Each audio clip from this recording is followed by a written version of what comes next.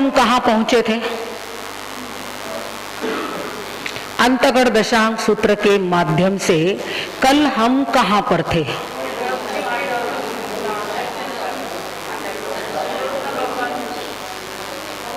याद है?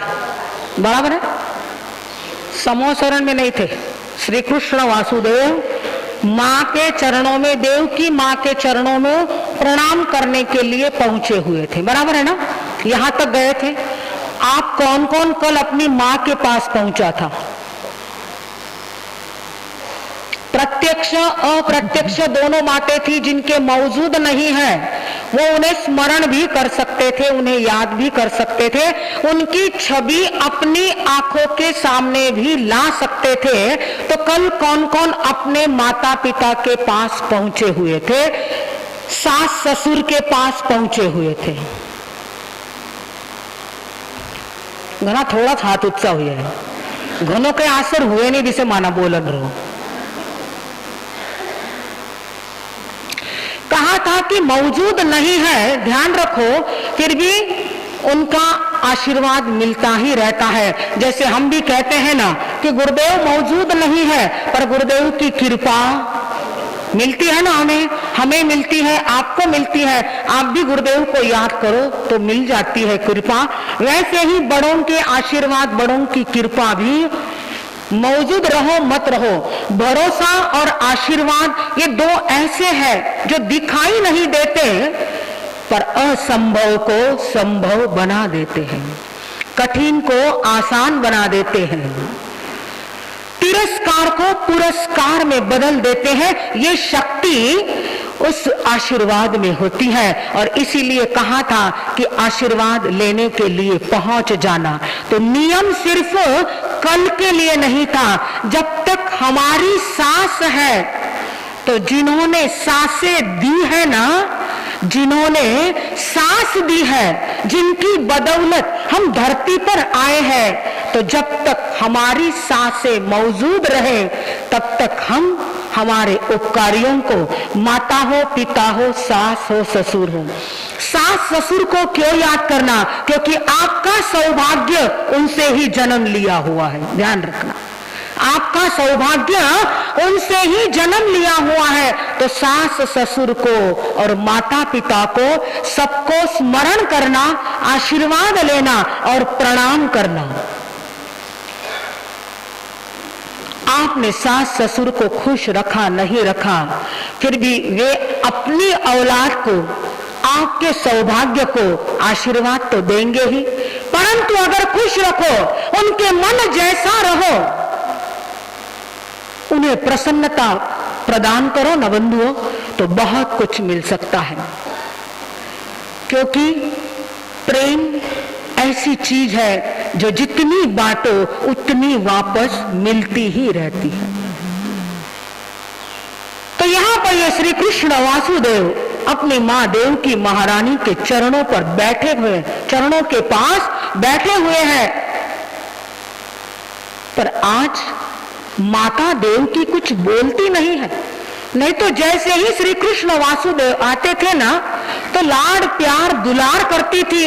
हालांकि ये तीन खंड के नायक वासुदेव, परंतु फिर भी सर पर से हाथ घुमाना, गाल पर से हाथ घुमाना, मानो छोटा बालक हो, इस प्रकार देव की महारानी का प्यार और दुलार बरसता था।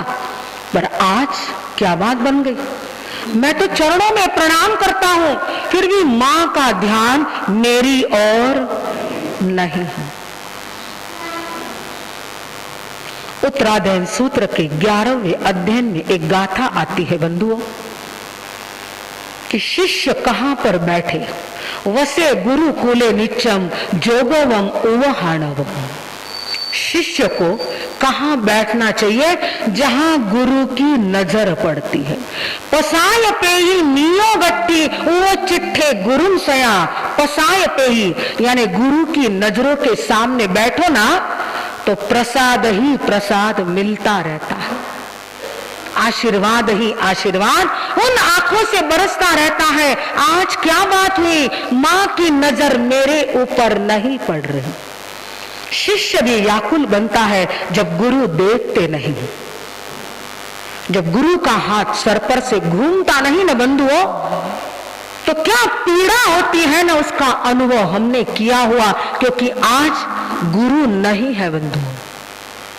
अनुभूति जरूर है, परंतु वह अमृत भरी नजर जो एक बार भी हमें देख लेना तो 15 किलोमीटर 20 किलोमीटर भी चलकर आए, उन आंखों से ऐसा अमृत बरसता था कि सारी थकान गायब हो जाती थी बंधु। उस एक छवि को देखने के लिए, उस नजर को प्राप्त करने के लिए सभी तरसते। यहाँ पर माँ की नजर भी, मीठी मधुरी नजर प्राप्त करने के लिए श्री कृष्ण वासुदेव तरस रहे। आज क्या बात बन गई, मेरी ओर से क्या गलती हुई? अगर माँ हमारे से बात नहीं करे ना बंधुओं, तो थोड़ा चिंतन करना, आज जरूर कुछ न कुछ गलती मेरे द्वारा हुई। इसी कारण माँ का ध्यान मेरी ओर नहीं है, क्योंकि माँ और गुरु ये दो ऐसे होते हैं जो बोलते कम पर अपने नजरों से, अपने व्यवहार से बहुत कुछ कह देते हैं बंधुओं। एक नजर फिर जाती है, समझ लेना वातावरण बदल जाता है। श्री कृष्ण वासुदेव का चिंतन चल रहा है और वो प्रतिक्रमण में पहुंच गए। प्रतिक्रमण यानी क्या? पीछे लौट रहे कि कल पूरे दिन में मेरे हाथ से क्या हुआ था कि जिसके कारण मेरी माँ को आज दर्द महसूस हो रहा। इस चेहरे पर जहां मुस्कान रहती थी, आज वहां पर उदासीनता नजर आती है। पूछते हैं वासुदेव अपनी माँ से, क्या बात है माँ, आज आपका चेहरा इतना मुरझाया क्यों, इतना उदास क्यों, आप इतनी बेचैन और व्याकुल क्यों नजर आ रही? अन्यथा ये आपका लाडला श्री कृष्ण जब आपके पास पहुंचता था ना, तब आपका चेहरा इतना खुशी से झूमता था। आज सारे तेवर बदले हुए हैं। मेरी कुछ गलती हुई हो तो माँ बता देना, पर तुम्हारा उदास चेहरा ये बेटा देख नहीं सकता है। हमारे भी माता पिता कई बार उदास हो जाते हैं, पर हमारे पास उस उदासीनता को देखने के लिए और उसे दूर करने के लिए समय नहीं है। समय नहीं है। कल कहा था कि 24 घंटे में से 10 मिनट अपनी पत्नी के पास बैठना। तो थे बैठे बैठे पत्नी के पास बैठे थे या माँ के पास बैठे थे? बोलो, थाने पूछू, पंचायत में पूछू ला, बोलो कहाँ बैठे थे? अगर मौजूद भी नहीं है ना, तो 10 मिनट बैठ जाते कि माँ ने मेरे लिए ऐसा किया वैसा किया, इतने कष्ट किए, बड़ी मेहनत से मुझे बड़ा किया, ये चिंतन भी किया ना, तो भी माँ को याद किया। और आप कहाँ पर बैठे? अपने सास ससुर के पास बैठे या अपने श्रीमान जी के पास बैठे? बोलो थे, बोलो क्यों नहीं? तक्षा वाला रस्तो देगा आज्ञा, थोड़ी सी जागा उठे बीच में रखस दो।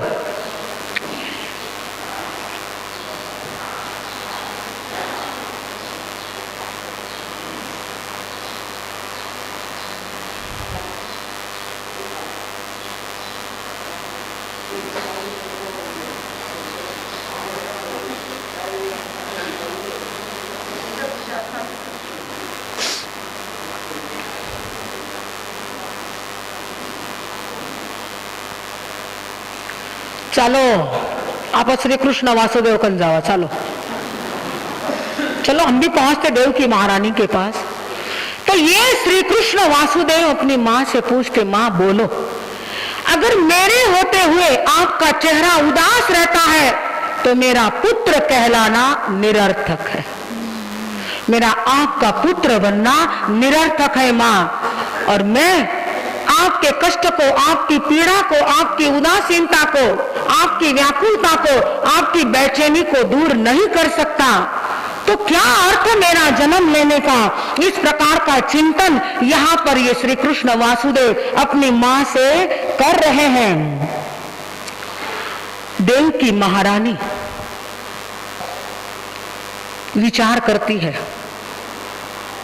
कि मेरे मेरे दुख को, मेरी पीड़ा को, मेरे कष्ट को, मेरी परेशानी को, मेरी व्याकुलता को दूर करने का सामर्थ्य मेरे बेटे में ही है। और हर बेटा अपने माँ के दुख को दूर कर सकता है। और देवकी महारानी अपना मुंह खोलती है और कहती है, बेटा कि मैंने नल कुबेर के समान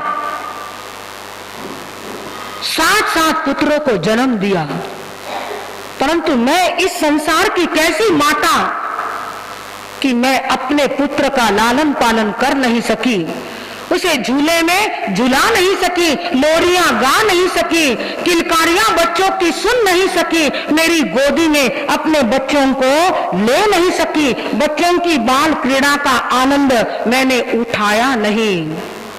बस इस बात की पीड़ा मुझे है, और कोई दुख और कोई परेशानी मेरे पास नहीं, परंतु एक यही कष्ट है। और उसी बात का चिंतन करके करते मैं परेशान हो चुकी हूँ बेटा, और कोई नहीं। तुम्हारे से कोई गलती नहीं हुई है, तुमने कोई मुझे दुख नहीं पहुंचाया, और अगर दुख पहुंचाया भी होता है ना, तो माँ कभी नहीं कहती कि बेटा तूने मेरे साथ ऐसा किया है। वो माँ का हृदय होता है, वो पिता का हृदय होता है। बंधुओं, कई बार ऐसा भी बनता है कि माता पिता दुखी हो जाते हैं, पीड़ित होते हैं बच्चे के व्यवहार के कारण, परंतु अंतर से आशीर्वाद यही देते हैं, मेरा बेटा जहां भी हो वह सुख में रहे। ऐसे नहीं सोचते मने दुख दियो तो बेटे को भी दुख मिले, ऐसा माँ का हृदय नहीं होता है, वहां उदारता होती है। बंधुओं, श्री कृष्ण वासुदेव ने अपने माँ की बात सुनी और विचार करते हैं, इस माँ की कुक्षी से मैंने जन्म लिया, तो मेरा भी कर्तव्य बनता है कि मैं माँ के दुख को दूर करूं, माँ की पीड़ा को, माँ की परेशानी को दूर करूं, तो ही मेरा पुत्र कहलाना सार्थक हो सकता है। और ये श्री कृष्ण वासुदेव अपनी माँ से कहते हैं, माँ चिंता मत करना, मुझे जरूर एक सहोदर भ्राता होगा, और तुम उस बच्चे का लालन पालन करोगी, तुम उसकी किलकारियां सुनोगी, तुम उसे झूला झुलाओगी, तुम सारी बाल क्रीड़ाओं का आनंद लोगी, ऐसा मुझे पूर्ण विश्वास है, और मैं तेरी इच्छा पूर्ण करके रहूंगा। बस मुझे सिर्फ तुम्हारे आशीर्वाद चाहिए। क्या मांगा श्री कृष्ण ने? चोखा बोलो थोड़ा सा, आशीर्वाद मांगे। श्री कृष्ण के पास धन दौलत की कोई कमी नहीं थी, सब कुछ मौजूद था, पानी मांगो तो दूध मिलता था, रानियां सेवक सारे सेवा में हाजिर थे, परंतु जानते थे कि एक आशीर्वाद ऐसा होता है जिसकी बदौलत सब काम सहज सुलभ हो जाते हैं। मां आशीर्वाद देना, और आशीर्वाद देव की महारानी श्री कृष्ण वासुदेव आपके जैसे प्रणाम नहीं करते थे, घुटने को हाथ नहीं लगाते थे, कंधे को हाथ नहीं लगाते थे, ऐसा नहीं करते थे। बंधुओं, श्री कृष्ण वासुदेव प्रणाम कैसे करते थे? दोनों पैर देव की मां के नीचे थे, उन पैरों पर पैर का अंगूठा जहां पर था ना, उस अंगूठे पर अपना सर लगाया हुआ है। छोटे नहीं है श्री कृष्ण, 3 खंड के नायक है। बंधुओं, उस अंगूठे पर अपना ये आज्ञा चक्र जो है, जहां तिलक लगाते हो ना, वह झुकाया है। उस अंगूठे को पैर के इस आज्ञा चक्र का स्पर्श होता है, कारण यहां से सारे शरीर का संचालन होता है। और उस अंगूठे से जो ऊर्जा निकलती है, जो पॉजिटिविटी निकलती है, जो सद्भावना की ताकत निकलती है ना, वह सीधी प्रवेश कर जाती है। इसीलिए प्रणाम करने का तरीका, रीति और पद्धति तो यही होती है बंधुओं, पर हम हमारे कल्चर को भूल जाते हैं और वेस्टर्न कल्चर को अपना लेते हैं और घुटने के पास हाथ लगाते, खड़े खड़े नीचे तो झुकना आता ही नहीं बंधुओं, पर झुकता वही जिसमें जान है। ध्यान रखना, झुकता वही जिसमें जान है, अकड़पन तो खास मुर्दे की पहचान है। झुको, झुकने से बहुत कुछ मिलेगा। एक बार झुकोगे ना तो कमर का व्यायाम भी हो जाएगा, शारीरिक रूप से व्यायाम हो जाएगा, मानसिक रूप से प्रसन्नता मिलेगी कि मैं माता पिता के चरणों में झुका हूं, और लाभ ही लाभ होगा, क्योंकि प्रणाम के बदले में आशीर्वाद अवश्य मिलते हैं, आशीष मिलते हैं। आशीष प्राप्त करने के लिए श्री कृष्ण वासुदेव ने मां के उस अंगूठे पर अपना सर रखा है और आशीर्वाद, मां का वो हाथ सर पर से घुमा, पीठ पर से घुमा, सारी दौलत दुनिया की उन हाथों से शरीर में प्रवेश कर गई। खुश हो गए श्री कृष्ण कि कुछ देर पहले मेरी मां उदास थी, परंतु आज ताकत मिल गई मां से, और उस ताकत से मैं मेरी मां के दुख को दूर करूंगा। और श्री कृष्ण वासुदेव वहां से निकले। ध्यान रखो, ध्यान लगाकर सुनना। मां की इच्छा पूर्ण करने के लिए बेटा क्या नहीं कर सकता, सब कुछ कर सकता है। एक बार एक बेटी ने अपनी माता और पिता से पूछा कि मेरी आपने शादी तो कर दी है, तो आप क्या चाहते हो कि मैं मेरे ससुराल में कैसे रहूं? क्या सवाल पूछा है? मैं मेरे ससुराल में कैसे रहूं, ये आप बता दो। तब उस माता पिता ने क्या कहा? तुम चाहती हो ना तुम्हारी भाभी हमारे साथ कैसा रहे, वैसा ही व्यवहार तुम अपने सास ससुर के साथ करना। क्योंकि कोई भी बेटी नहीं चाहती कि मेरी भाभी मेरे माता पिता के साथ गलत व्यवहार करे। अगर हम नहीं चाहते तो हम भी अपने सास ससुर के साथ अच्छा व्यवहार करें। अपना पति अगर मां की इच्छा पूर्ण करने के लिए कुछ भी करता है तो उसे इनकार करना चाहिए, नहीं करना चाहिए, इनकार नहीं करना चाहिए, प्रोत्साहन देना चाहिए कि अपने मां की हर इच्छा को पूर्ण करो। तुम्हारी मां ने तुम्हारे लिए बहुत कुछ किया हुआ है और अब समय आ चुका है कि अब हम उनके लिए कुछ कर सकते हैं। श्री कृष्ण वासुदेव मां के आशीर्वाद लेकर सीधे पहुंचे हैं पौषधशाला में। उस समय पौषधशालाएं रहती थी, धर्म स्थानक नहीं हुआ करते थे। पौषधशाला कहा जाता था जहां पर जाकर श्रावक श्राविकाएं पौषध भी करती थी, और प्रभु के अगर श्रमण श्रमणियां पधार जाए तो वो भी वहां पर विराजमान हो सकते थे। श्री कृष्ण ने नहीं सोचा घर जाऊं, धारणा करूं, अच्छी तरह से भोजन करूं, क्योंकि मुझे मां की इच्छा पूर्ण करनी है तो मुझे तप करना होगा, तो तप करने के पूर्व कुछ न कुछ तो लेना ही चाहिए, ऐसा नहीं सोचा। सीधे पौषधशाला पहुंचे हैं। पौषधशाला में पहुंचकर ये पौषध का परिधान पहन लिया है। सामायिक का जो परिधान होता है ना, वो परिधान पहन लिया है, क्योंकि परिधान का अपना महत्व होता है बंधु। जैसे कपड़े पहनो ना, वैसा मन बनता रहता है। सामायिक का परिधान पहनो तो मन सात्विक अवश्य बन जाता है। कुछ न कुछ मन में संकेत तो आता है। अगर गलत विचार भी आए ना तो मन सोचता है नहीं, मैं सामायिक की साधना में हूं, मैं पौषध की आराधना में हूं। ये श्री कृष्ण पौषध का परिधान पहनकर एक साथ में तेले के पचखांड ले लिए हैं। कैसे लिए? एक साथ ही तेले के पचखांड लेकर बैठे हैं और साधना करने के लिए तत्पर बने हुए हैं। हरिण गणेशी देव की आराधना करने के लिए श्री कृष्ण वासुदेव ने तेले के पचखांड लिए और साधना में लग गए हैं। 3 दिन पूरे हुए। हरिण गणेशी देव जिसकी आराधना की थी वो प्रसन्न हो जाते हैं और पूछते हैं क्या बात है, आपने हमें याद किया है। अब मेरे मन में एक सवाल आता है कि उन्होंने तेला तो कर लिया, और हरिण गमेशी देव प्रसन्न हो जाते हैं। हम भी तेला करते हैं, हम भी तपश्चर्याएं करते हैं, फिर हमें कोई देवी देवता प्रसन्न क्यों नहीं होते हैं? हमारे घर वाले भी प्रसन्न नहीं है?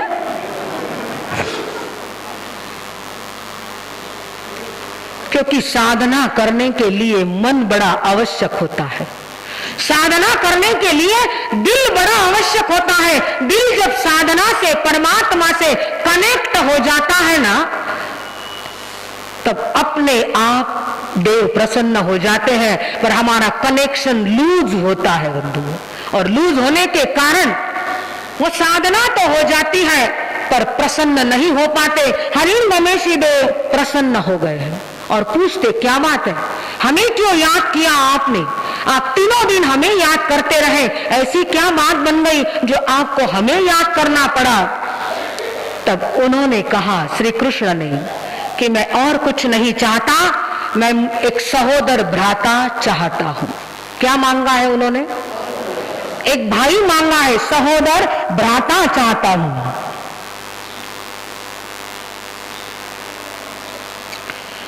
हरिण गमेशी देव ने बात तो सुन ली और सुनने के पश्चात निकल पड़े। श्री कृष्ण वासुदेव को पूर्ण विश्वास था कि मैंने जो साधना की है, मैंने जो तप की आराधना की है, उसके कारण मुझे सहोदर भ्राता तो अवश्य होगा। अब मेरा आपसे सवाल, क्योंकि कल ही कहा था कि कोई भी देवी देवता पुत्र पुत्रिया देने में समर्थ नहीं होते, फिर भी हम आराधना तो करते हैं कि नहीं करते हैं? कभी इस मंदिर में, कभी उस मंदिर में, कभी यहाँ पर, कभी वहां पर। किसी ने कुछ कहा, इस बाबा के पास जाओ, उस बाबा के पास जाओ, ये भस्म लगा लो, ये धुनी रमा लो। करते हैं कि नहीं करते हैं?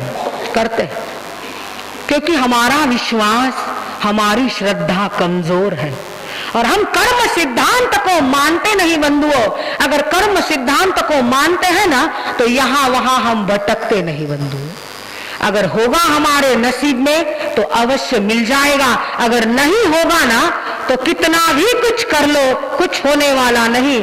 जैसा कल मैं कह रही थी कि कोई कोई नवस बोलते हैं, मेरे घर में बेटे का जन्म होगा, बेटा जितने किलो का होगा ना उतना किलो।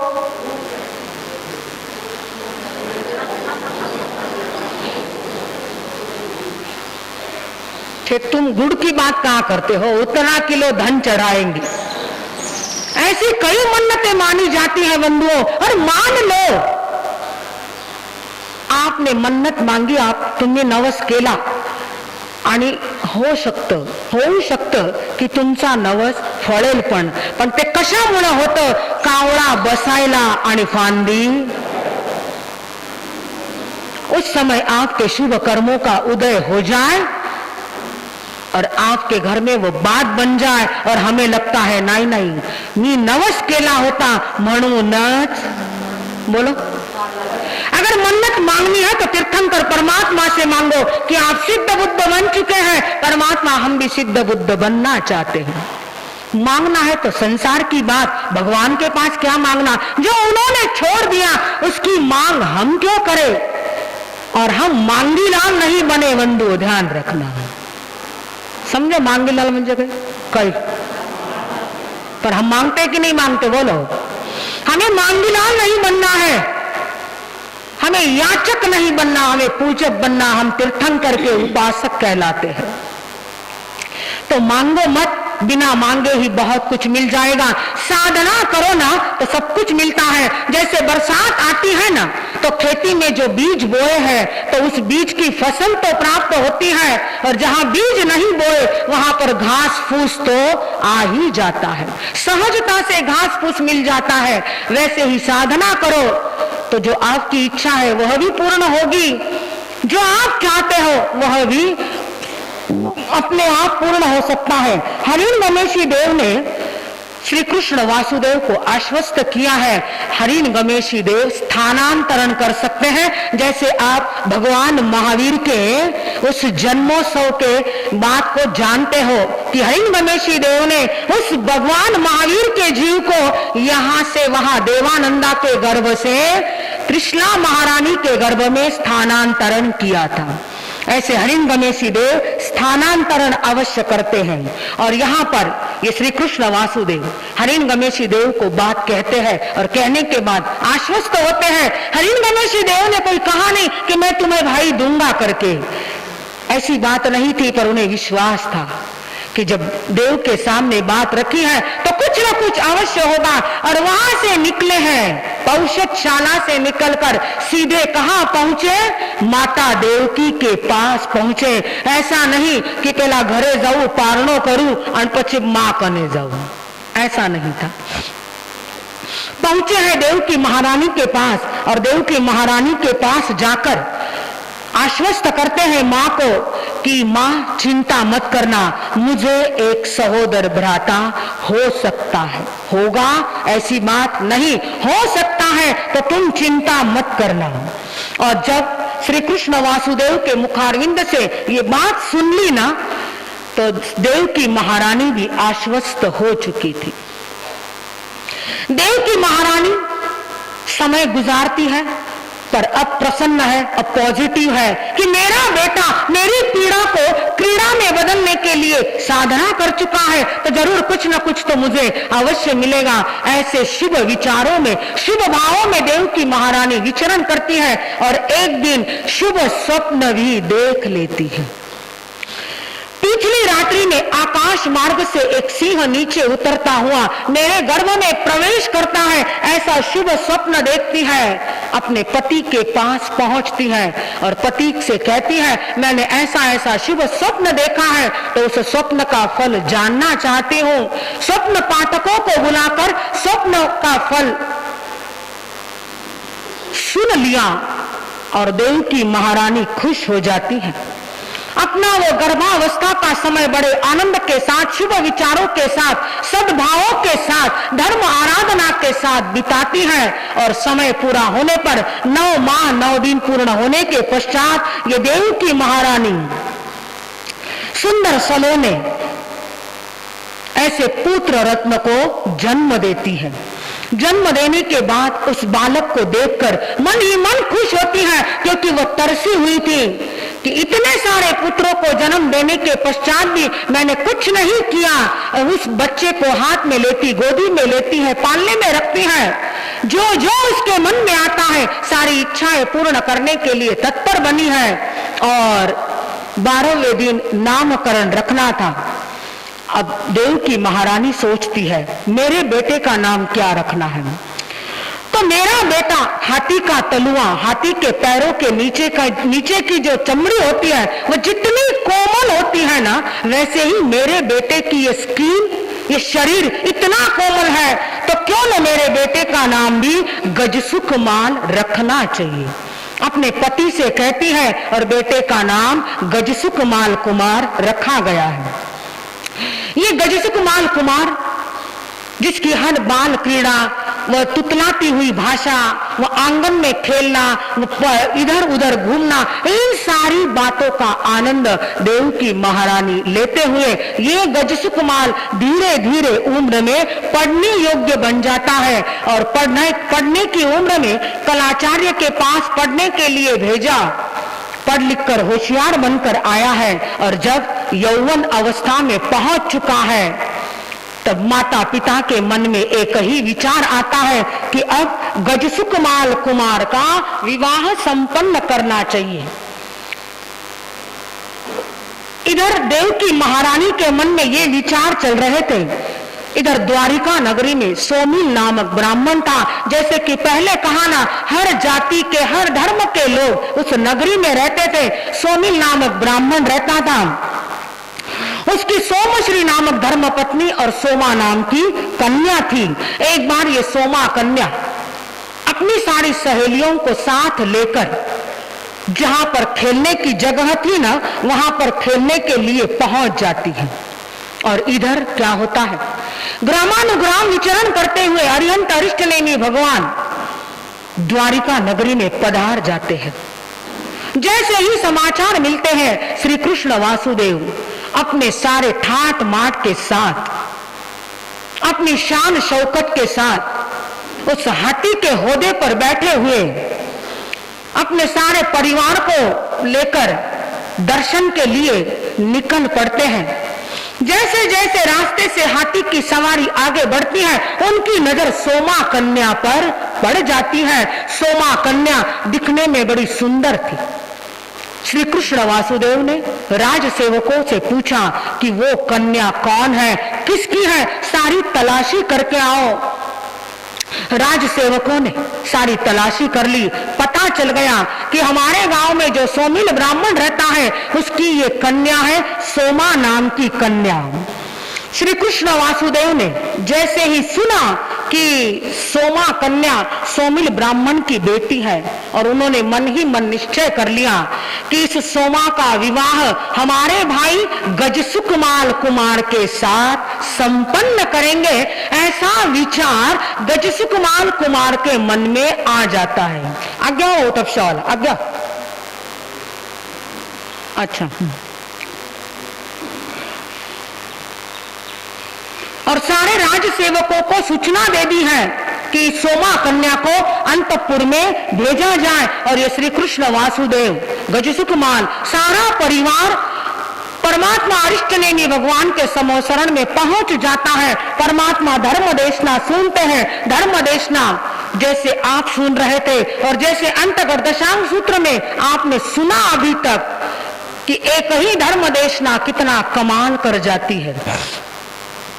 और इधर गजसुकमाल भी उन सारी धर्म सभा में बैठे हुए लोगों के बीच बैठे हुए थे। जो देशना श्री कृष्ण वासुदेव ने सुनी, द्वारिका नगरी के निवासियों ने सुनी, गजसुकमाल ने भी वही सुनी।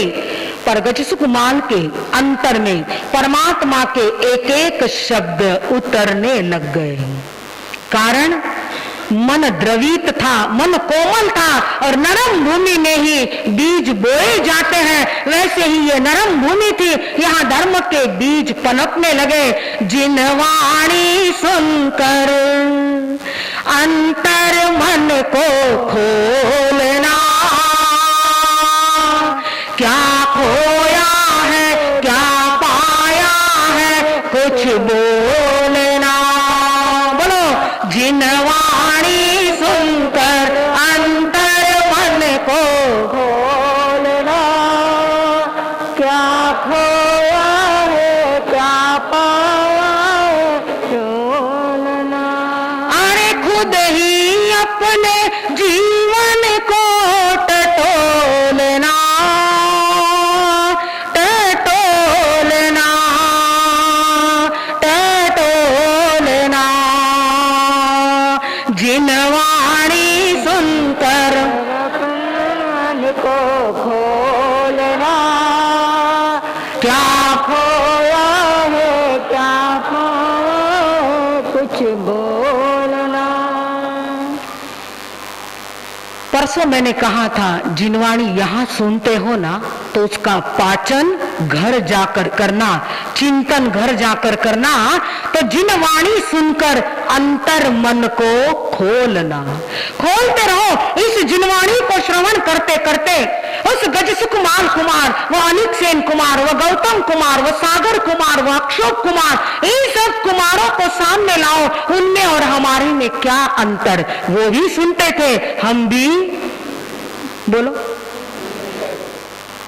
सुनते ना तो आवाज अच्छी आती थी, वो सुनते थे और आप। एक बात कहूँ मैं सच्ची, जिनवाणी लगे मुझे अच्छी। एक बात कहूँ मैं सच्ची, जिनवाणी लगे मुझे अच्छी। एक बात कहूँ मैं सच्ची, जिनवाणी लगे मुझे अच्छी।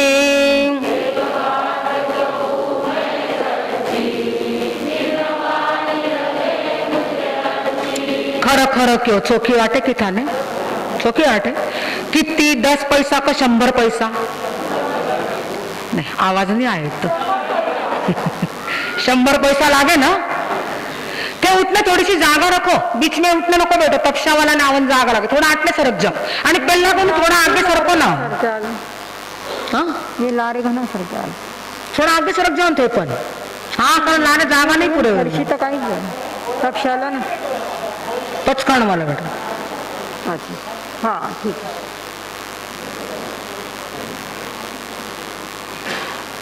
यहाँ पर गजसुकुमार कुमार उस जिनवाणी को सुन रहे थे और चिंतन कर रहे कि प्रभु के वचन के सिवा और कुछ भी संसार में सार नहीं।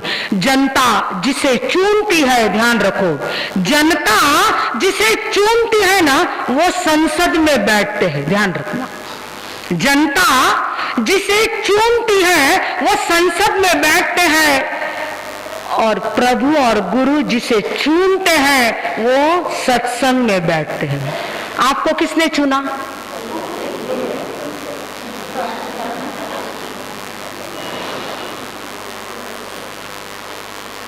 कहिए। प्रभु जिसे चुनते हैं वो सत्संग में बैठते, सिर्फ बैठते नहीं बंधुओं, ध्यान रखना। बैठने के लिए तो बहुत जने आते भी हैं, बैठते भी हैं, चले भी जाते हैं, धर्म आराधना भी करते हैं और कर्म आराधना भी करते हैं, दोनों बातें होती रहती है।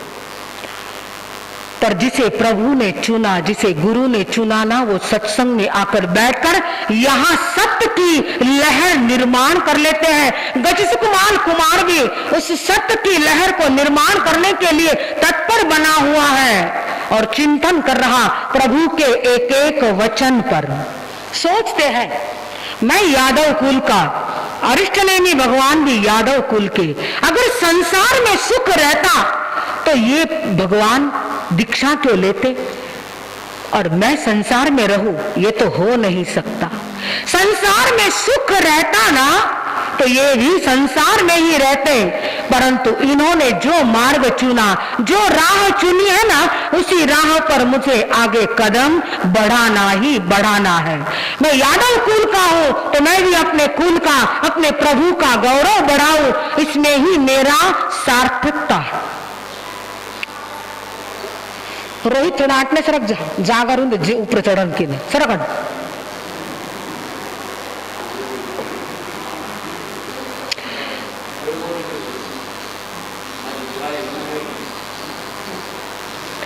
गजसुकुमार कुमार के मन में वैराग्य के भाव जागृत हो चुके हैं और परमात्मा अरिष्टनेमी के पास जाकर विनंती करते, प्रभु ये बंदा अब आपकी बंदगी करने के लिए तत्पर बन चुका है, आपकी बंदगी करेगा और अपनी जिंदगी को सफल करेगा, संसार की गंदगी में उलझना नहीं चाहता, तो इस बंदे पर थोड़ा रहम करो प्रभु, आशीर्वाद दे दो और आपके चरणों में मुझे सदा सदा के लिए रख लो, और कोई इच्छा नहीं और कोई चाहना नहीं। परमात्मा के चरणों में अपने मन की बात रखी है और मन की बात रखने के बाद प्रभु एक ही बात कहते थे, जैसा तुम्हें शुभ लगे वैसा करो, पर शुभ कार्य में विलंब, शुभ कार्य में देरी नहीं करनी चाहिए, क्योंकि अगला पल पता नहीं शुभ विचार रहेंगे या नहीं। शुभ विचारों का समय भी बड़ा कम होता है, कुछ मिनट के लिए, कुछ क्षण के लिए ही शुभ विचार रहते, उसके बाद अशुभ में बदल भी जाते हैं। तो जिस समय जो उत्कृष्ट परिणाम जागृत हो जाते हैं, उत्कृष्ट भाव जागृत हो जाते हैं ना, उसी समय वो कार्य कर लेना चाहिए।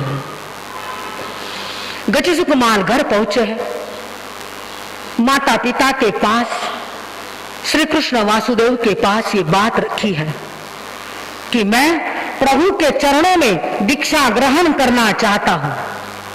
माता पिता तो आश्चर्य में पड़ गए, क्योंकि देवकी महारानी ने बड़ी मुश्किल से तो ये अवसर लिया था, और अब इस बेटे का विवाह करूंगी, बहुरानी घर पर आएगी, मैं भी आनंद मनाऊंगी, मेरा बेटा भी आनंद लुटेगा, ऐसे विचार देवकी के मन में थे। और अचानक गजसुकुमार कुमार के मुख से ये शब्द क्या सुन लिए, क्योंकि जैसे ही दीक्षा की बात आती है ना, तो घर वालों का मन खुश होता है या नाराज होता है?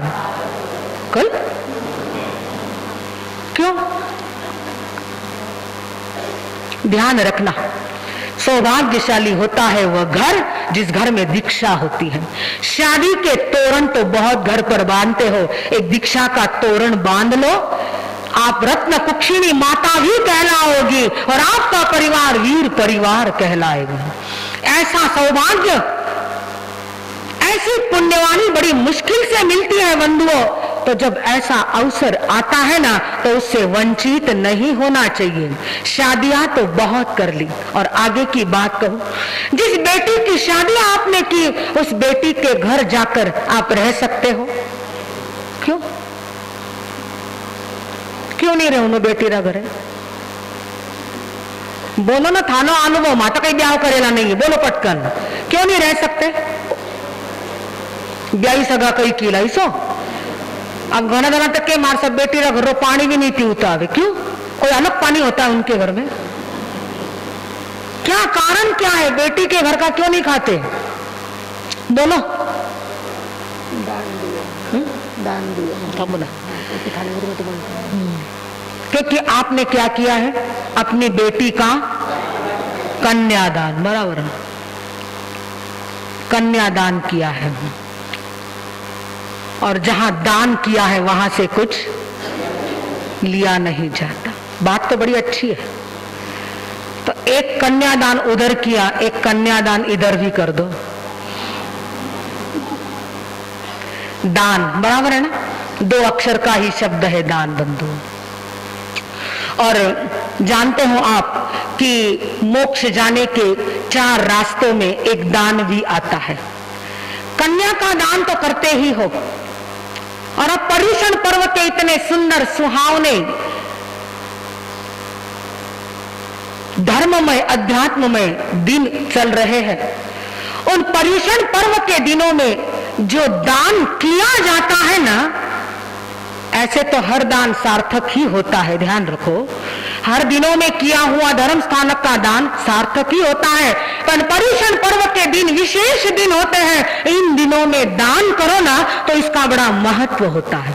क्योंकि इन दिनों में हम ज्यादा से ज्यादा सामायिक करते हैं, पौषध करते, दया करते हैं और द्रव्य की मर्यादा करते हैं। बहुत सारे धर्म के नियमों का पालन जितना ज्यादा हो सके उतना करते ही करते हैं। तो उसमें एक नियम और डाल दो कि जितने दिन पर्युषण के हैं, रोज हमारी ओर से कुछ न कुछ दान पेटी में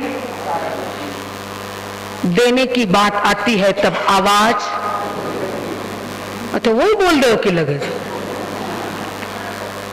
ध्यान रखना, दिया हुआ दान सार्थक ही होता है। और एक बार देखो कितना छोटा बेटा है, तप के मार्ग पर आगे बढ़ रहा, 4 उपवास है, नमित कटारिया। उसे देखकर क्या मन करता है कि दोपहर जिम लूं, या थोड़ी तेल देखो इधर भी तेले वाली लड़की बैठी है, मने लाज आवन लग जाए भाई। इस टावरा ने देखा, खेलने की, खाने की, चॉकलेट कैडबरी खाने की उम्र है बंधुओं। और उस उम्र में इधर और इधर तपस्या, ये सारा गुरुदेव की कृपा का कमाल और ये पर्युषण पर्व का महत्व है बंधुओं। इसीलिए कहती हूँ ये दिन बड़े महत्व के होते हैं कि इन दिनों में ऐसे छोटे छोटे बच्चों के मन में भी तप करने की भावना, बोलो न थे थाना नहीं करना, वे करे, मैंने तो धन्यवाद दो। बच्चों के मन में भी तप करने की भावना जागृत होती है बंधुओं। तो इन दिनों का महत्व कितना बड़ा होता है। तो ऐसे दिनों में जो दिया वो सार्थक लग जाता है। और दान देना तो मोक्ष जाने के मार्ग पर अपना एक कदम रखना है। तो ज्यादा से ज्यादा बचे हुए दिनों में हम रोज दान अवश्य दे, इन बातों का ध्यान रखें। और इधर कन्या दान करते हैं, इस कारण बेटी के घर का कुछ खाते नहीं। पर जो बेटी आपके घर की दीक्षा लेती है ना, उसके पास जाकर आप 4 दिन, 6 दिन, 8 दिन बोलो પછી થાને બેટી માટે જીવતા રહે છે ના, तो चोखो है ना, आटने बेटी दी आटे बेटी कने रहता गया इलावा किसी कई सब मालूम तो पड़ेला ना। इतना फर्क होता है संसार में और संयम में बंधुओं। और बेटी आपकी शासन की प्रभावना करती है। ये तो संसार बढ़ाएगी, ये संसार घटाएगी बंधुओं, खुद का भी घटाएगी और आपको भी संसार घटाने के लिए प्रेरणा देगी, प्रेरित करेगी बंधुओं, धर्म आराधना करेगी और करवाएगी आपसे। गजसुकुमाल कुमार माता से और पिता से कहते हैं कि मैं दीक्षा लेना चाहता हूँ। देवकी महारानी ने सुन लिया, शौक लग गया देवकी को कि मेरा बेटा दीक्षा ले, ये तो हो नहीं सकता। श्री कृष्ण वासुदेव को बुलाया गया है। श्री कृष्ण वासुदेव आए, उनके सामने वो बात रखी है कि गजसुकुमाल कुमार दीक्षा लेना चाहता है। अब समझाने का प्रयास बहुत होता है, जैसे आप भी अपने घरों से कोई दीक्षा लेने के लिए तत्पर बनता है तो उसे प्रोत्साहन देते हो कि उसके कदम पीछे लेते हो। हळू नहीं, चोख्खं बोलू, मैं पण इतनी हळू बोलू कहीं? प्रोत्साहन देते हो कि उसके कदम पीछे लेते हो, बोलो। तो प्रोत्साहन दोगे तो पुण्य बंद होगा, कदम पीछे लोगे तो कर्म बंद होगा, ध्यान रखो। और आप चाहते हो कि हम कर्म निर्जरा करें, कर्म बंध से मुक्त बने, ऐसी हमारी भावना है। लेना नहीं लेना आगे की बात, दीक्षा ध्यान रखो, हर व्यक्ति दीक्षा ही लेगा ऐसा नहीं होता है। पर मन में अगर भाव जागृत हुए तो प्रोत्साहन दो और उसके पैरों को पीछे मत खींचो बंधुओं, उसमें कर्म बंद होगा, संसार बढ़ेगा। श्री कृष्ण वासुदेव कुछ नहीं बोले, सुन ली उन्होंने गजसुकुमाल कुमार की बात, देवकी महारानी की बात भी सुन ली और कहा भैया आप दीक्षा लेना चाहते हो तो ठीक है, आपकी जो इच्छा, परंतु मैं चाहता हूं कि तुम्हारा राज्याभिषेक कर दूं। क्या चाहता हूं? क्योंकि श्री कृष्ण वासुदेव और देवकी महारानी को क्या लगा, राज्याभिषेक कराएंगे, राज सिंहासन पर बैठाएंगे, वो राज मुकुट होगा, वो सारे गहने पहनेंगे, वो राजदंड हाथ में होगा। हो सकता है गजसुकुमाल कुमार का मन बदल जाए, परंतु वो वैराग्य ऐसा कच्चा नहीं था कि कुछ प्रलोभन दिया और मन बदल गया, ऐसा वैराग्य नहीं था। वो मजबूत थे अपने भावना में, उस वैराग्य में दृढ़ थे, दृढ़ निश्चयी थे। और गजसुकुमाल कुमार कुछ नहीं बोले।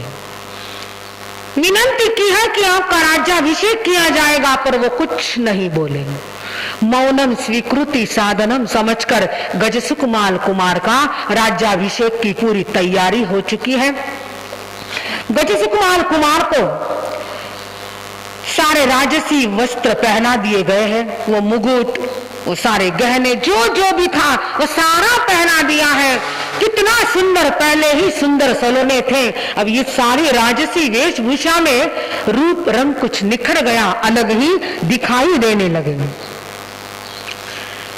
राज सिंहासन पर बैठाया है, राज तिलक किया है और बोलिए राजा गजसुकुमाल की जय, इस प्रकार की घोषणा भी हो गई। जैसे ही राज सिंहासन पर बैठाया, राजा बन गए। अब राजा बनने के बाद जो पहली आज्ञा राजा देता है उसका पालन करना ही होता है। श्री कृष्ण वासुदेव, सारी द्वारिका नगरी की जनता, देवकी महारानी, ये सारे वहां पर खड़े हैं हाथ जोड़कर और कहते हैं बोलिए महाराज आपकी पहली आज्ञा क्या है? आप राजा गजसुकुमाल बन चुके हो तो आपकी पहली आज्ञा का पालन करना ये हमारा कर्तव्य है, तो फरमाइए आपकी पहली आज्ञा क्या है?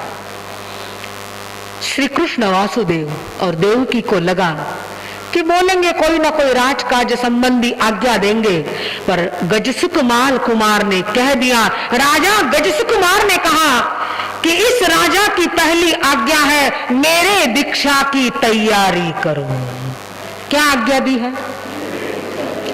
हालांकि सब कुछ राजसी था बंधु, सब मन को लुभाए वैसा वातावरण था। सारी द्वारिका नगरी की जनता सामने खड़ी है, जय जयकार गजसुकुमाल का कर रही, परंतु ये पीछे हटे नहीं, डगमगाए नहीं, क्योंकि मन में चिंतन था अगर संसार में सुख होता, अगर राज सिंहासन पर सुख होता, अगर राजा बनने में सुख मिलता तो अरिष्ट नेमी भगवान संसार नहीं छोड़ते। दीक्षा ग्रहण नहीं करते, संसार में सुख नहीं है। इसी कारण अरिष्टनेमी भगवान भी संयम के मार्ग पर निकल पड़े हैं। मैं भी इसी मार्ग पर जाऊंगा।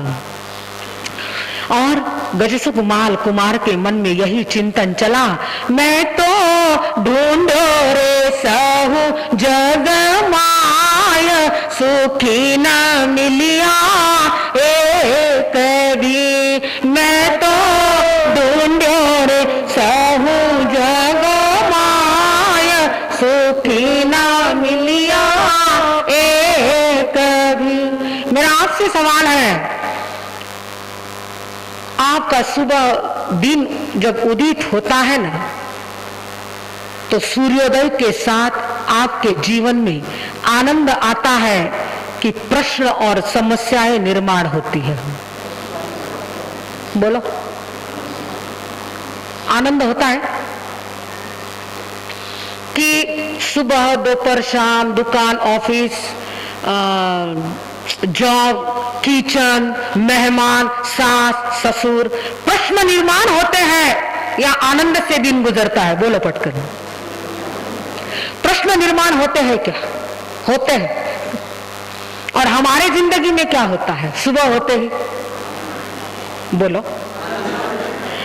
आप सुबह होते ही किसके टेंशन में रहते हो?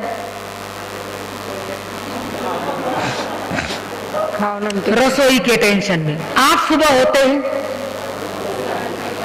दुकान ऑफिस जॉब जो भी हो, आपके सारे बाहर के काम। और हम टेंशन में या प्रसन्न? हम सुबह नींद में से उठते हैं ना, तो हमारा चेहरा देखो तो ऐसा लगता नहीं कि नींद में से उठे है करके। थोड़ा एकदम मानकन दात्रा सुई ने देख जेते तो ताने मालूम पड़ेगा, इसे तो कोई मालूम पड़ना नहीं, आपको नहीं लगेगा। और आप तो दोपहर को भी नींद में से उठो तो पता चलता है कि थोड़ा सा आराम करने उठेला है, क्योंकि हमारे यहाँ टेंशन नहीं बंधु, किसी भी प्रकार का टेंशन नहीं, चिंता नहीं, कुछ भी नहीं हमारे पास। एकमात्र प्रभु नाम है, एकमात्र गुरु स्मरण है, एकमात्र स्वाध्याय है, एकमात्र चिंतन है, मनन है, आराधना है, धर्म साधना है। किसी भी प्रकार का कोई भी प्रश्न निर्माण नहीं होता है।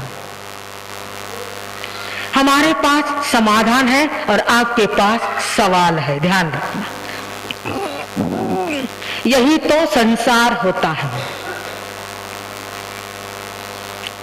और ऐसे संसार से मुक्त होने के लिए गजसुकमाल कुमार प्रयत्न कर रहे हैं और आज्ञा दे दी है कि मुझे मेरे दीक्षा की तैयारी कर दो। अब राजा की पहली आज्ञा जो होती है उस आज्ञा का पालन करना पड़ता है। श्री कृष्ण वासुदेव देव की महारानी समझ गए कि अब गजसुकमाल कुमार मानने वाला नहीं है और एक दीक्षा की तैयारी शुरू हो चुकी है। सारा ठाट बाट जो भी रीति रिवाज करने सारे रीति रिवाज कर रहे हैं। और श्री कृष्ण वासुदेव द्वारिका की जनता देव की महारानी सारे गजसुकमाल कुमार को लेकर कहां पहुंच रहे हैं? अरिष्टनेमी भगवान के चरणों में पहुंच रहे हैं। वहां पर पहुंच गए और पहुंचने के बाद गजसुकमाल कुमार प्रभु के चरणों में पहुंचा है, वंदना की है विधियुक्त और कहा, प्रभु अब ये आपका भक्त, आपका उपासक, आपका श्रावक श्रमण बनने के लिए आपके चरणों में आया है। बस परिधान बदलकर आपके चरणों में उपस्थित होगा, बस आप कृपा बरसाओ। और ये गजसुकमाल कुमार दीक्षा के पूर्व अपने माता के चरण स्पर्श करने के लिए माँ के पास पहुंचता है। आखिरी बार चरण स्पर्श होगा, क्योंकि दीक्षा लेने के बाद माँ के चरण स्पर्श क्यों?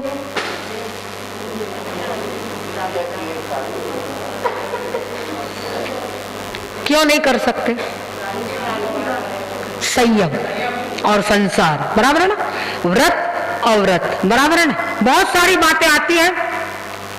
दीक्षा ग्रहण की इस कारण वंदन तो नहीं कर सकूंगा, प्रणाम नहीं कर सकूंगा माँ के चरणों में, तो उस माँ के पास पहुंचा है आशीर्वाद लेने के लिए कि माँ तेरा ये बेटा अब संयम के मार्ग पर परमात्मा के चरणों में सदा सदा के लिए पहुंच रहा है। आशीर्वाद देना माता, मैं जिस लक्ष्य से निकल रहा हूं वो मेरा लक्ष्य सिद्ध हो जाए। माँ के चरणों में जैसे ही झुके हैं और माँ कहती है, रो रो कर माता यूं बोली, सुत ऐसी करनी कर लेना। रो रो कर माता यूं बोली, सुत ऐसी करनी कर लेना। जन्म लेकर फिर किसी माता को मेरी तरह मत तड़पाना। जन्म लेकर फिर किसी माता को मेरी तरह मत तड़पाना। माता का वचन निभाया था, माता का वचन निभाया था। श्री गज सुख माल मुनिवर ने माता का वचन निभाया था। श्री गज सुख माल मुनिवर ने शुद्ध शुक्ल ध्यान अपनाया था। श्री गज सुख माल मुनिवर ने।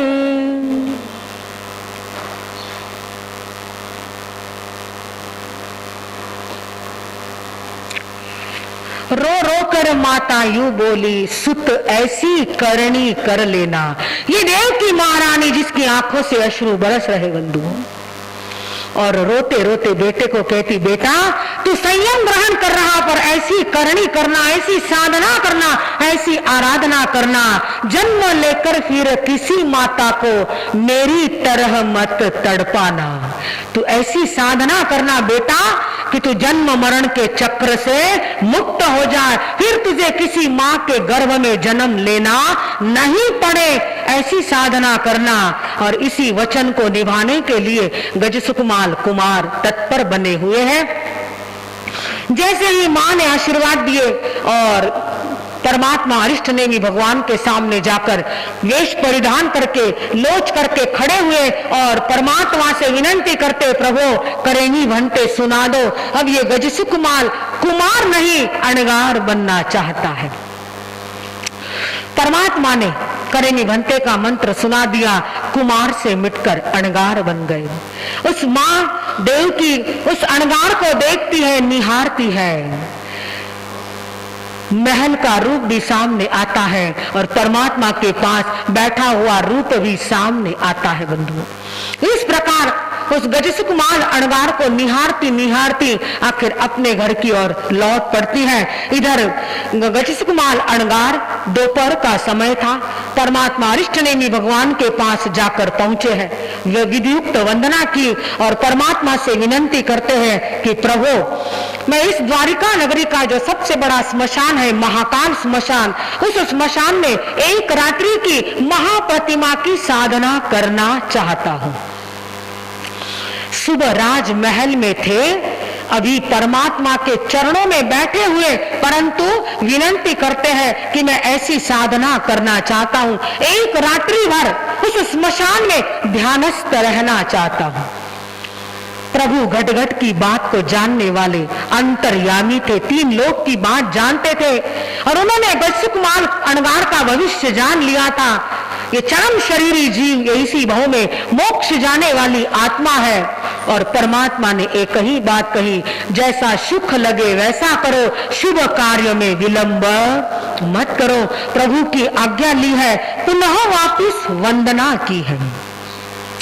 वंदना करके और परमात्मा की कृपा, परमात्मा के आशीर्वाद लेकर गजसुकमाल अणगार निकल पड़े हैं। पहुंच गए स्मशान में। स्मशान में पहुंचकर जिस जगह पर खड़ा रहकर ध्यान करना है, उस जगह का प्रतिलेखन किया है कि कोई सूक्ष्म से सूक्ष्म भी जीव जो मेरी आंखों से दिखाई देते हैं वो नजर आए तो प्रतिलेखन करके वहां पर खड़ा रहूं। और सारा प्रतिलेखन होने के पश्चात गजसुकमाल अणगार ध्यानस्थ अवस्था में खड़े हो गए हैं। सिद्धि प्राप्त करने के लिए ये साधक अपने माँ के वचन को निभाने के लिए, क्योंकि माँ ने कहा था कि जन्म मरण के चक्र से मुक्त हो जाना, 84 का चक्कर मिट जाए और तुम सिद्ध बुद्ध और मुक्त अवस्था में पहुंचो।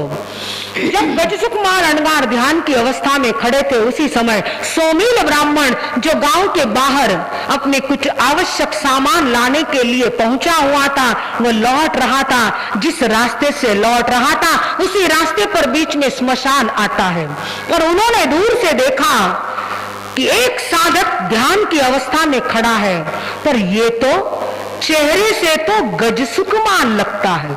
और श्री कृष्ण ने क्या कहा था, मेरी बेटी सोमा का विवाह इसके साथ करेंगे। अरे ये मेरा दामाद बनने वाला था और इसने ये क्या कर दिया, मुंडन किया है और संयम लेकर यहाँ पर खड़ा हो गया है। उस समय वैर जागरूक होता है बंधुओं। वैर कब, कहा, कैसे जागरूक होगा ना, कोई जान नहीं सकता है बंधुओं।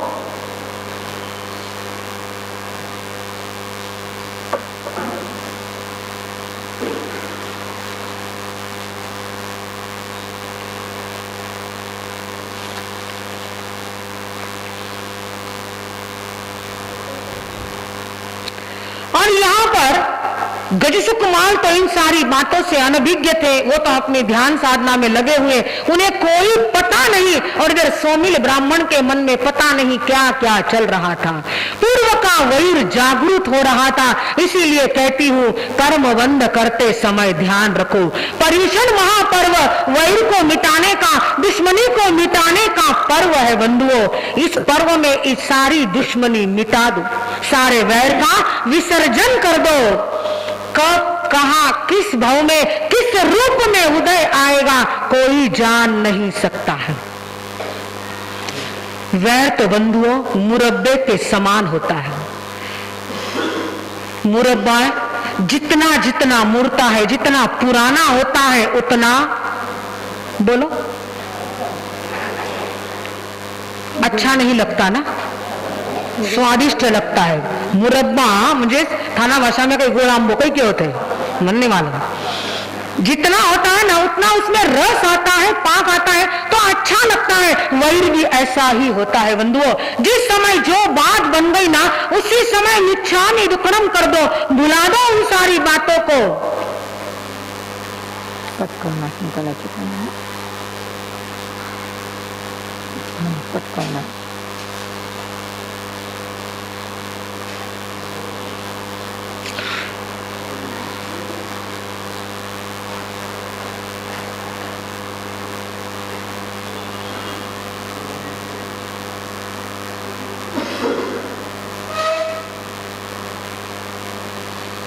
कटना। चालो कट गाँव ने अपना ने मुरब्बा है, मुरब्बो नहीं खाऊनो है।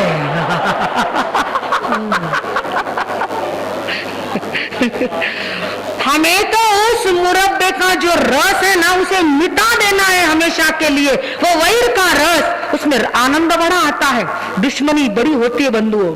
मरियो तरी थारा घरे पग नहीं रखूला। ध्यान रखना, ऐसे कई शब्द होते हैं कि उन शब्दों से वैर का भाव बढ़ता ही बढ़ता रहता है बंधु।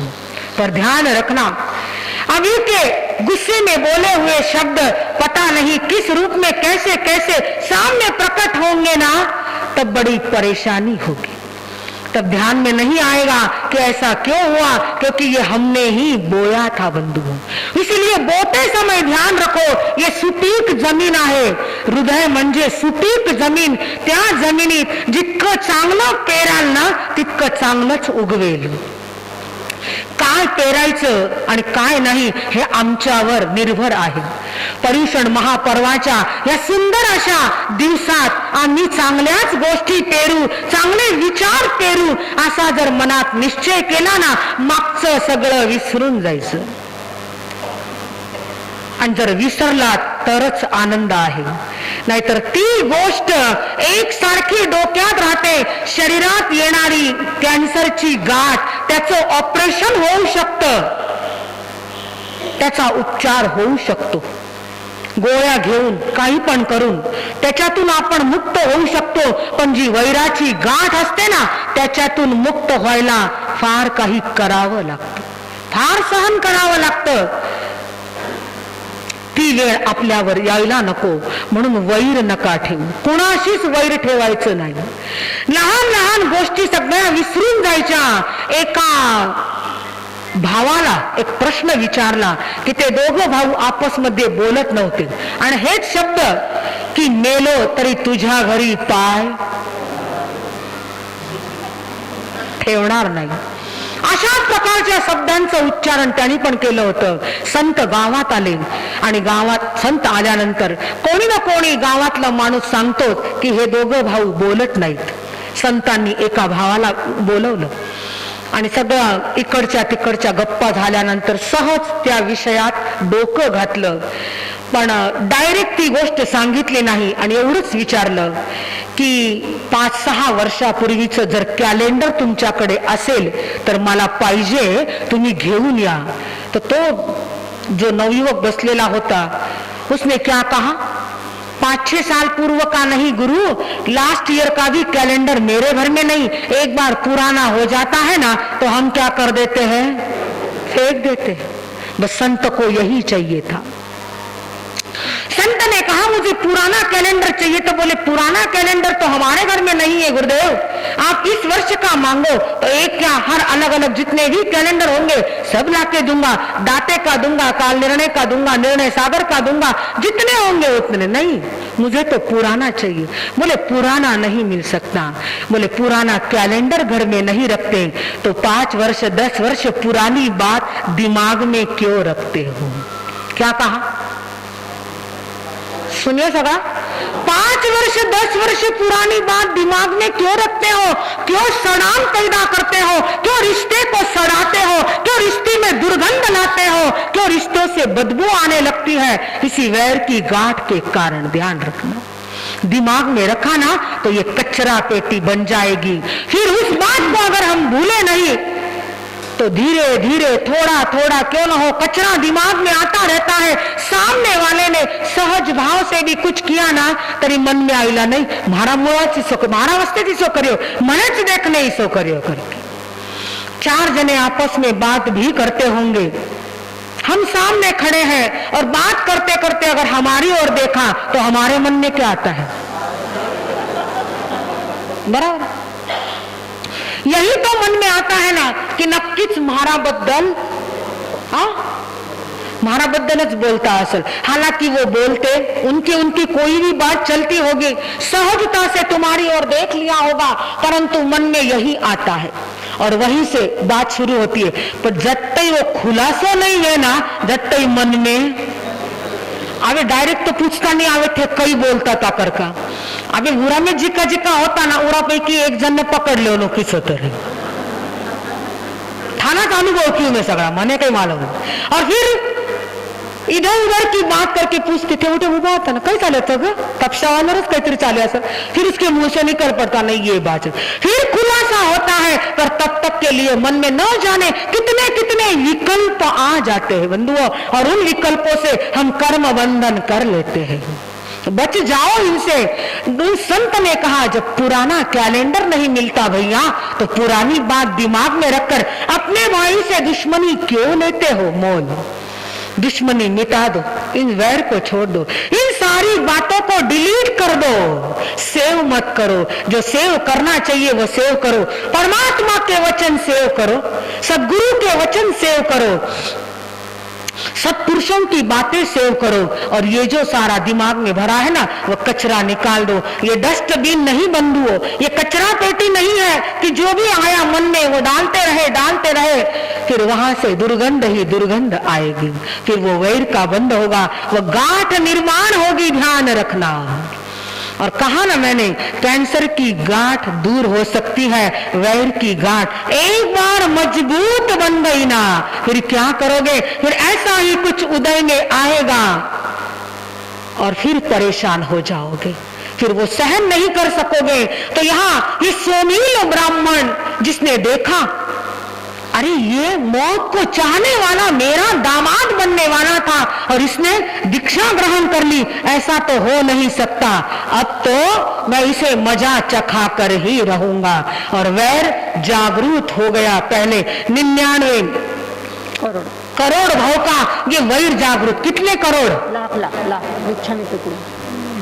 हम तो इस जन्म का, अभी तो क्या हुआ है, वो जन्म चला गया बंधुओं, वो जमाना चला गया कि जब इस जन्म का अगले भाव में, अगले जन्म का उसके अगले भाव में मिलता था। अब तो भगवान भी लैपटॉप लेकर बैठे हैं, इस जन्म का इस जन्म में ही दे देते हैं।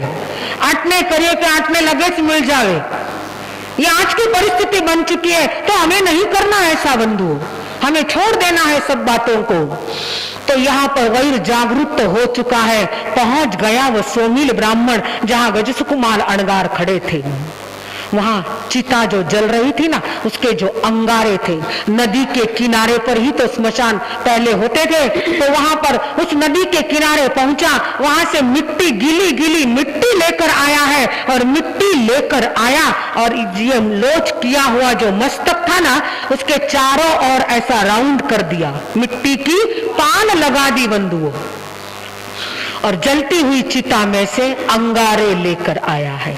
वैर जागरूक हुआ बंधुओं। कैसे कैसे परिणाम बदल जाते हैं बंधुओं।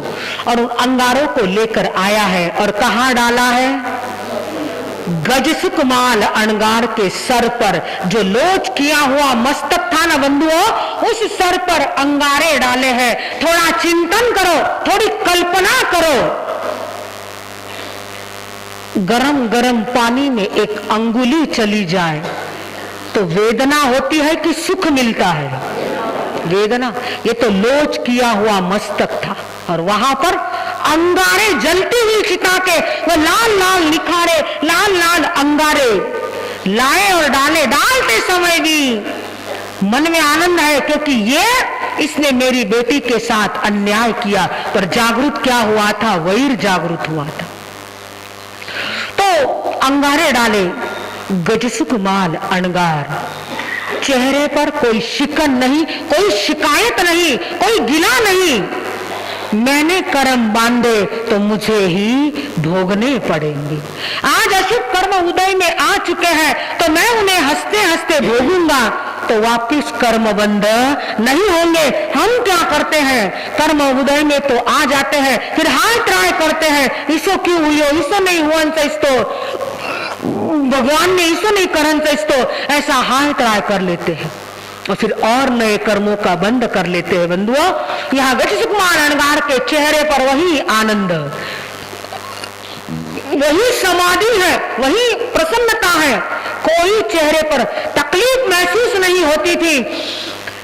सोमिल ने देखा, अंगारे डाले और चला गया। कोई देख लेगा मुझे तो मुझे परेशानी होगी, मुझे पकड़ लेंगे।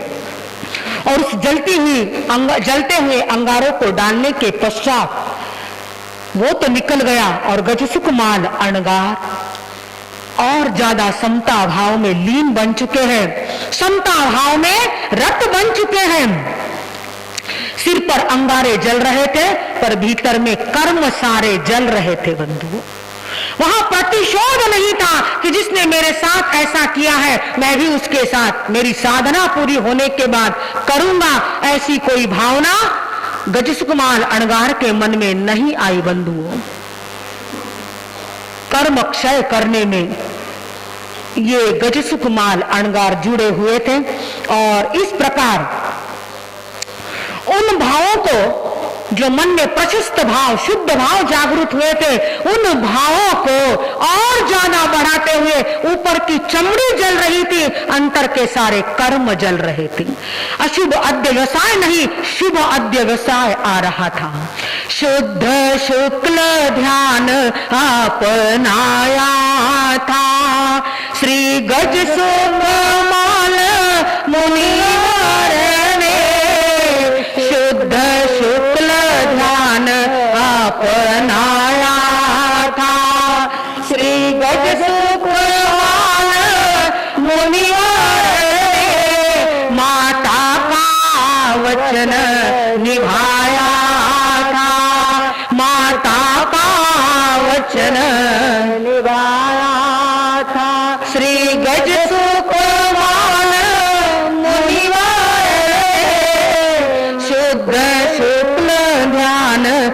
अपनाया था।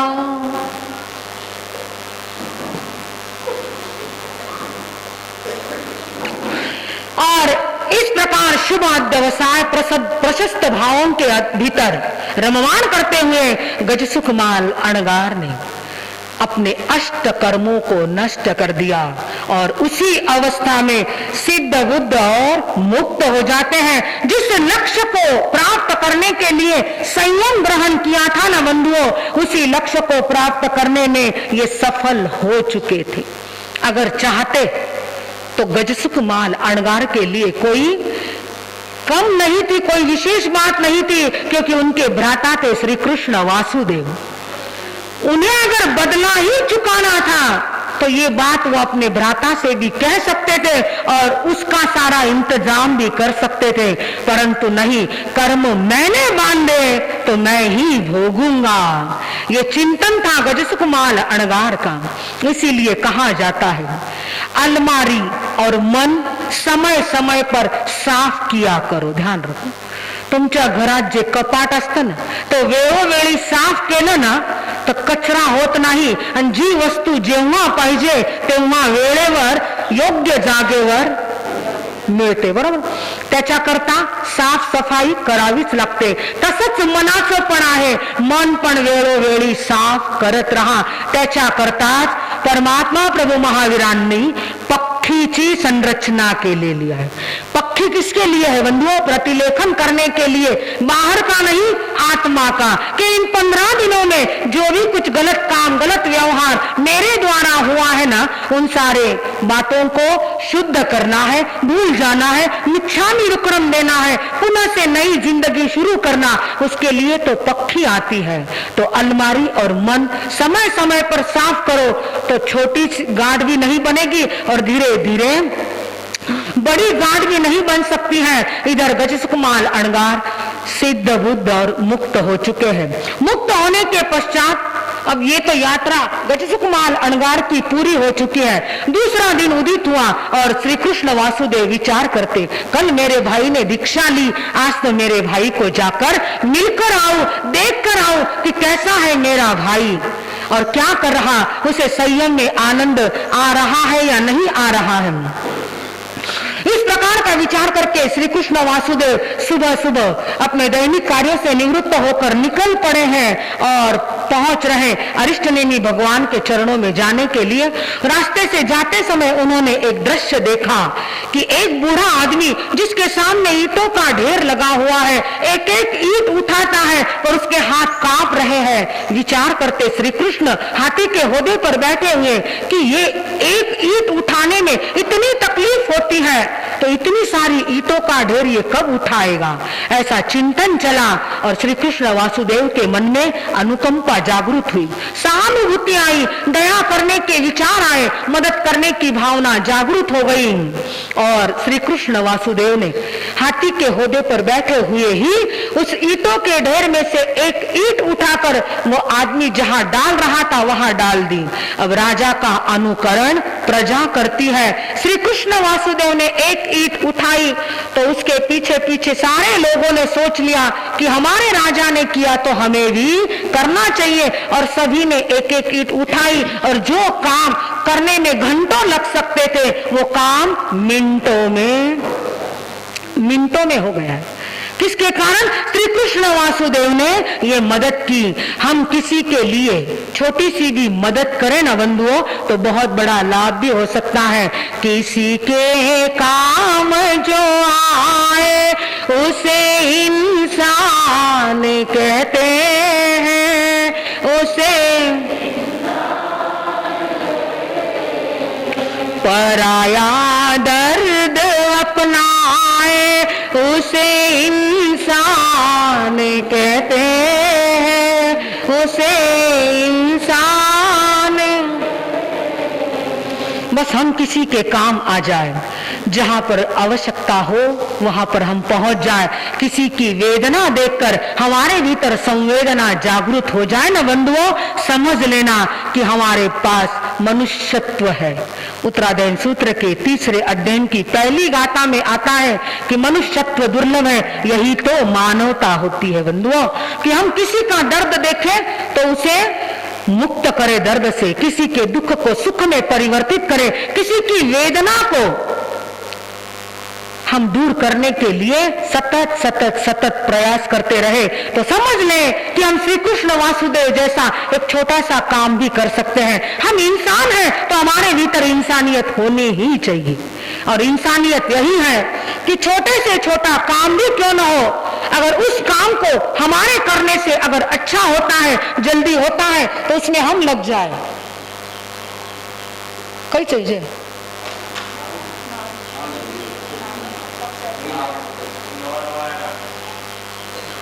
उठे बैठनो बारेन बारूद ना ले सकाळ को। तो यहाँ पर ये श्री कृष्ण वासुदेव ने यही काम किया बंधुओं कि उस ईंटों को ढेर को जो वृद्ध व्यक्ति था उसकी मदद कर ली और वहां से निकल पड़े। चलते चलते पहुंच गए कहां पर, जहां परमात्मा प्रभु अरिष्टनेमी भगवान विराजमान थे। वहां पहुंचे हैं। वहां पहुंचने के बाद विधियुक्त वंदना नमस्कार तो किया, परंतु नजर किसको ढूंढ रही थी? मेरा भाई गजसुकुमार अणगार कहीं पर दिखाई नहीं दे रहा। कहां गया होगा? कल ही तो दीक्षा ली है, आज क्यों दिखाई नहीं दे रहा है? अष्टनेमी भगवान जान गए कि श्री कृष्ण वासुदेव अपने भ्राता को ढूंढ रहा है। और अरिष्टनेमी भगवान के पास बैठे बैठे श्री कृष्ण वासुदेव ने पूछ लिया, प्रभु मेरे सहोदर भ्राता गजसुकुमार अणगार जिन्होंने कल आपके पास संयम ग्रहण किया वो नजर नहीं आते प्रभु। मैं उनकी साता पूछना चाहता हूँ, उनकी पहली संयम की रात कैसे बीती वो जानना चाहता हूँ। तो कहाँ विराज रहे मेरे भ्राता, मेरे भाई गजसुकुमार अणगार कहाँ विराजमान है? कृपा करो भगवान, मुझे बताओ। अरिष्टनेमी भगवान श्री कृष्ण वासुदेव से कहते हैं, हे देवानुप्रिय कृष्ण, तुम्हारे भ्राता गजसुकुमार अणगार जिन्होंने अपना अर्थ सिद्ध कर लिया। श्री कृष्ण कुछ समझ नहीं पाए, वो प्रभु से कहते हैं, प्रभु ऐसी रहस्य भरी बात, ऐसी पहेली भरी बात समझ में नहीं आती, आप क्या फरमाते हो? बोले गजसुकुमार अणगार ने अपना कार्य सिद्ध कर लिया। बोले कार्य सिद्ध कर लिया? ऐसा क्या है, कौन सा कार्य सिद्ध किया? श्री कृष्ण वासुदेव बार बार एक एक प्रश्न पूछ रहे थे। तब परमात्मा ने सारी बात बताई कि कैसे कल दोपहर दीक्षा लेने के पश्चात स्मशान में जाने की बात की, साधना करने की बात की, और साधना करने के लिए पहुंचे और पहुंचने के बाद एक मनुष्य ने उनके सर पर गीली मिट्टी की पाल बांधी, अंगारे डाले, उनकी चमड़ी के साथ उनके सारे कर्म नष्ट हो गए और वो सिद्ध बुद्ध और मुक्त हो गए। जैसे ही ये बात सुनी श्री कृष्ण को गुस्सा आ गया। कल मेरे भाई ने दीक्षा ली, सुबह राजमहल में थे, दोपहर में परमात्मा के चरणों में, और शाम को सिद्ध भी हो गए। ऐसा नहीं हो सकता। कौन है वो आदमी जिसने मेरे भाई को मौत के घाट उतारा है? मैं मिलना चाहता हूं, मैं जानना चाहता हूं उसने ऐसा क्यों किया है। श्री कृष्ण के तेवर बदल गए। परमात्मा ने कहा, हे देवानुप्रिय श्री कृष्ण, गुस्सा मत करो, क्रोध मत करो, वहां तो तुम्हारे भाई को सहायक बना। बोले सहायक बना? कैसे सहायक बना? बोले आज जैसे तुम एक बूढ़े आदमी को ईंटें रखने में सहायक बने थे ना, वैसे ही ये व्यक्ति भी तुम्हारे भाई को कर्म नष्ट करने में सहायक बना है, सहयोगी बना है। तो तुम उस पर गुस्सा मत करो, उसका उपकार है, और उपकारी से क्रोध नहीं करते, उपकारी से क्षमा मांगते हैं। सारी बात गजसुकुमार अणगार के विषय में श्री कृष्ण वासुदेव ने सुन ली, समझ ली, और समझने के पश्चात श्री कृष्ण वासुदेव कहते हैं, प्रभु ठीक है, आपकी बात स्वीकार है, पर मैं कैसे जानूंगा कि वो आदमी कौन था? बोले तुम यहाँ से जब लौटोगे तब तुम्हारे सामने आते हुए देखकर जो आदमी घबराएगा और डर के मारे वहीं पर धरती पर गिर जाएगा, समझ लेना वही आदमी है जिसने तुम्हारे भाई को कर्म निर्जरा करने में, कर्म मुक्त करने में सहयोग दिया था। इतना सुना और श्री कृष्ण वासुदेव निकल पड़े हैं। इधर सोमिल ब्राह्मण विचार करता है। श्री कृष्ण वासुदेव प्रभु के पास पहुंचे।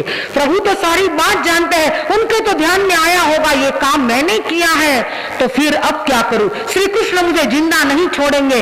ये सोमिल ब्राह्मण गली गलियारों से गुजरता है, विचार करता है वो तो हादिक के होदे पर है, वो गलियों में नहीं आएंगे, और ऐसा सोचकर इस गली से उस गली में ऐसा निकलता है और अचानक गली से बाहर निकलता है। उधर से हाथी की सवारी आती है जिस पर श्री कृष्ण वासुदेव बैठे हुए थे, और सोमिल ब्राह्मण ने श्री कृष्ण को देखा। श्री कृष्ण की नजर भी सोमिल ब्राह्मण पर पड़ी, डर गया और डर के मारे अटैक आ गया, और अटैक आकर उसी समय धरती पर गिर पड़ा। इस दुनिया से विदा हो गया, प्राण पंखेरु उड़ गए। पहुंच गए श्री कृष्ण की सवारी, वहां पर देखा अरे ये तो सोमिल ब्राह्मण है, पर इसने मेरे भाई को मौत के घाट उतारा है। और समय में ही मेरा भाई मौत का ग्रास बन गया, और जिस धरती पर वह पड़ा था उस धरती को साफ किया, और उसके पश्चात ये श्री कृष्ण वासुदेव अपने राजमहल की ओर निकल पड़े। गजसुकमाल अणगार का ये वर्णन यही तो शिक्षा देता है कि गुस्सा करना चाहिए नहीं। इसो तो आवाज मनचालेच नहीं, किस पर नहीं करना चाहिए। हाँ, और अभी अगर गुस्से में आकर मैं आपको 4-5 शब्द गुस्से में बोल दूं तो मेरे से प्यार करोगे कि गुस्सा करोगे?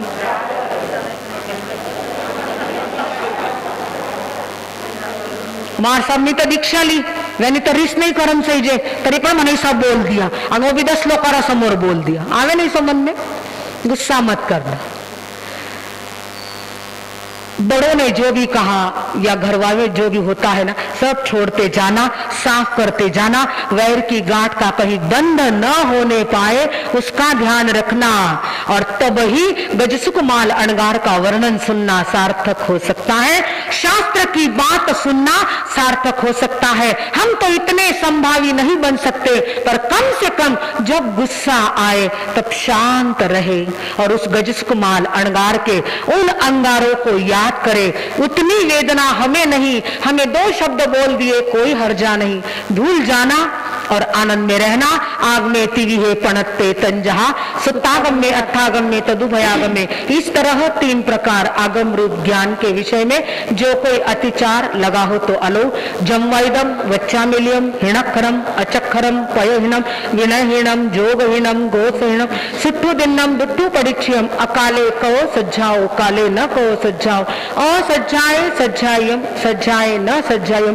भणता गुणता विचारता ज्ञान और ज्ञानवंत की अविनय आशातना अभक्ति अपराध किया हो तो अनंत सिद्ध केवल ज्ञानी भगवान की साक्षी से तस्मिच्छामि। 11-11 बोलो, 11-11 नौकर मंत्र का ध्यान करो।